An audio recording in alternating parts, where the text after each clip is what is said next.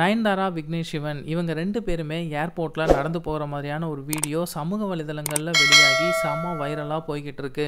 இவங்க தாய்லாந்துக்கு தான் ஹனிமூன் போறாங்க அப்படின்னு சொல்லிட்டு நெறைய பேர் வந்து சமூக வலைதளங்கள்ல செய்திகள பரப்பிக்கிட்டு இருந்தாங்க. காரணம் என்ன அப்படின்னா, விக்னேஷ் சிவன் வந்து நேத்து தன்னுடைய இன்ஸ்டா பக்கத்துல தாய்லாந்துல இருக்கக்கூடிய ஒரு ஹோட்டலுடைய புகைப்படத்த வந்து ஷேர் பண்ணியிருந்தாரு. இவங்க வந்து திருமணம் முடிஞ்ச கையோட அடுத்து ஷூட்டிங் படத்துல தான் கான்சன்ட்ரேட் பண்ணுவாங்க அப்படிங்கிற மாரி தான் அதிகமா பேசப்பட்டுட்டு இருந்தாங்க. ஆனா அதெல்லாம் தாண்டி இப்போ தாய்லாந்துக்கு ஹனிமூன் தான் போறாங்க அப்படிங்கிற விஷயம் வந்து கன்ஃபார்ம் ஆயிடுச்சு. இப்போ ஏர்போர்ட்ல இவங்க 2 பேருமே நடந்து போற மாரியான வீடியோக்கள் வெளியாகி இருக்கு. நெறைய ரசிகர்கள் ஏர்போர்ட்லயே ஃபோட்டோஸ்லாம் எடுத்திருக்காங்க. அவங்க ஒவ்வொன்னா இப்போ சமூக வலைதள பக்கத்துல ஷேர் பண்ணிக்கிட்டே இருக்காங்க.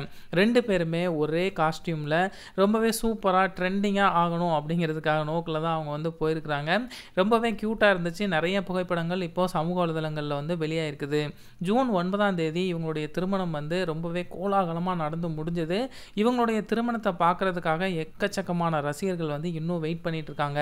தனியார் ஓடிடி நிறுவனம் வந்து எப்போ ரிலீஸ் பண்ணும் அப்படிங்கிற ஒரு ஆவல் வந்து எல்லார்கிட்டயுமே இருக்கு. அவங்க அந்த அனௌன்ஸ்மெண்ட்ட வந்து கூடிய சீக்கிரம் குடுப்பாங்க அப்படிங்கிற மாரி தான் நெனைக்கிறேன். கேரளாவுல விருந்தெல்லாம் முடிச்சாச்சு. திருமணம் முடிஞ்ச கையோட திருப்பதிலாம் போயிருந்தாங்க. ஸோ கிட்டத்தட்ட எல்லா சம்பிரதாயங்களுமே முடிச்சாச்சு. அடுத்து ஹனிமூன் தான். இந்த ஹனிமூன் ட்ரிப் வந்து முடிஞ்ச உடனே நயன்தாரா வந்து அடுத்து ஷூட்டிங்ல வந்து பிஸி ஆயிடுவாங்க.